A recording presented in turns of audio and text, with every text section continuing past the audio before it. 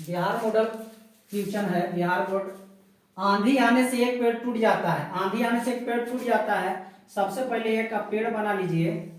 एक पेड़ है ए बी एक पेड़ है और आंधी आने से पेड़ यहाँ से टूट जाता है। अब यहाँ से जो टूटता है यहाँ से इस तरह से झुक जाता है। ये ए बी यहाँ पे सी मान लीजिए, यहाँ पे डी मान लीजिए।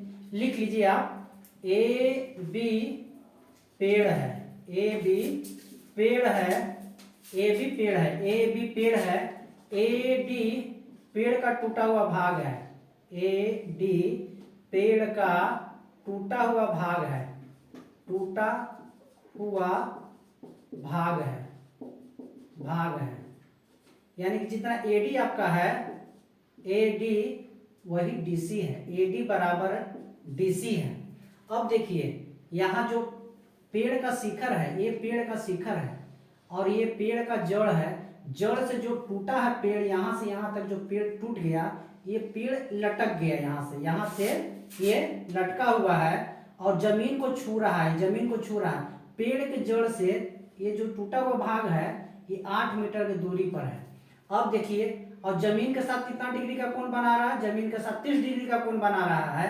तो 30 डिग्री का कोण बना रहा है तो यहाँ 30 है, 30 के सामने वाला को हम कहेंगे लंब। ये हो जाएगा, यहाँ जो कोण बनता है, कोण के सामने वाला को लंब कहते हैं और 90 के सामने वाला को कर्ण कहते हैं। ये आपका कर्ण है और ये आपका आधार है। अब देखिए लंब है, अब समझना है साइन पर बैठाएं, कोस पर बैठाएं या टेन पर बैठाएं।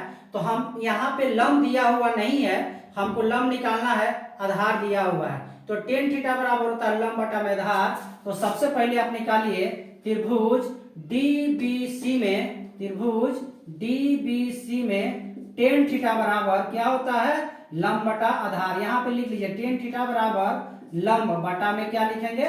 आधार। टेन थीटा, थीटा का मान कितना रखेंगे? 30। लंब में क्या रखेंगे? लंब में यहाँ पे रखेंगे बीडी और आधार में क्या रखेंगे? बीसी। टेन 30 का मान होता है 1/√3 और बीडी का मान दिया हुआ नहीं है, बीडी की जगह बीडी रखिए और बीसी का मान दिया हुआ 8।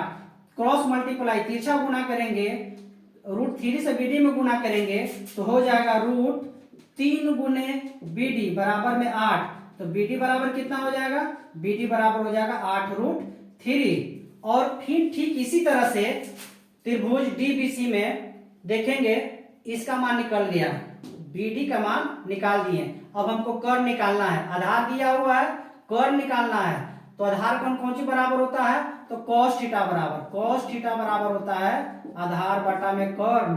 cos कितना? cos 30 का मान, तो यहाँ रखेंगे cos 30। आधार में क्या है?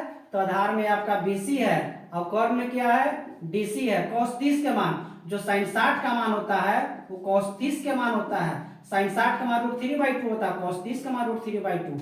BC का मान कितना दिया हो? BC का मान 8 दिया हुआ है। DC का मान निकालना है। अब यहाँ पे तिरछा गुना करेंगे, √3 गुने DC बराबर 8 दूना 16।